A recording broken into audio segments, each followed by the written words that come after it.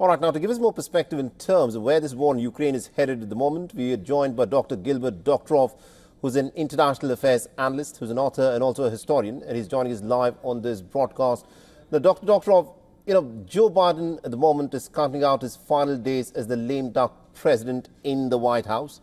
But what do you think is the thinking behind this strategy of turning up the temperature in the Ukrainian war by supplying more long-range missiles to the Ukrainians to strike targets inside the Russian territory?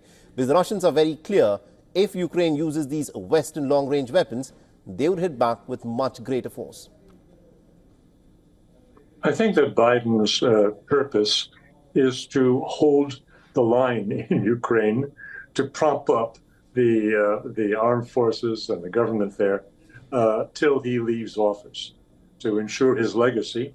I think he and the people around him know very well that the days of the Kiev regime are numbered. He would prefer, however, if the collapse comes on the watch of Mr. Trump and not on his watch.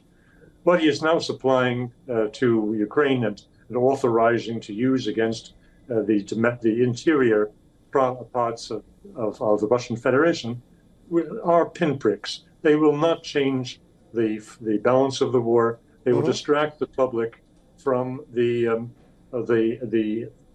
progress that the Russian army is making daily in beating back the Ukrainian forces, moving the line of confrontation closer to the Dnieper River. So it's a distraction. And as I say, for him, for his pride, it is to shift the blame for the collapse of Ukraine from his administration to the incoming Trump administration. Interesting. And also, what is in your assessment is the change that this new Russian missile, Oreshnik, has brought about? Now, since the end of the Soviet Union, in Western capitals, there was a feeling that qualitatively the Western weapons perhaps were better. Has that reality now changed with Russia having exhibited what the Oreshnik missile can actually accomplish on the battlefield? The balance changed in 2018 when, in March of that year, Putin made a State of the Nation speech and rolled out the various new, unrivaled, unparalleled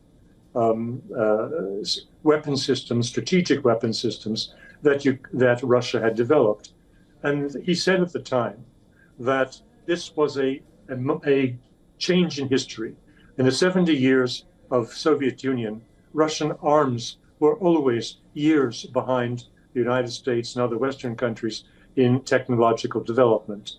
This time, in 2018, when these new weapons, including the forerunner of the Oreshnik that was rolled out a week ago, these new weapon systems put the Russians a generation ahead of the United States. A generation here would mean 10 years. It's interesting that you say that this has put the Russians a generation ahead. But the advisors of Joe Biden, who are advising Joe Biden as to how he needs to proceed in this war in the next 2 months till he ends his days at the White House, do you think they're telling him this? What do you think they're telling him? Well, they should have told him that this was coming. Well, they should have told his predecessor, Donald Trump, that this was coming in 2018. But unfortunately, U.S. intelligence has been asleep at the wheel for the last 14 years or so. They have very few competent people who speak Russian, know Russian well enough, and who are working within the federal government as opposed to being outsourced, independent commercial suppliers of intelligence. So the United States intelligence on things like this new development have been woefully weak since before 2018. In fact, going back to the period immediately following the attack on the World Towers, when the U.S. government reoriented its intelligence staff and interests to the Middle East. Therefore, the United States has been blindsided. Mr. Trump was not properly briefed, and Mr. Biden was not properly briefed.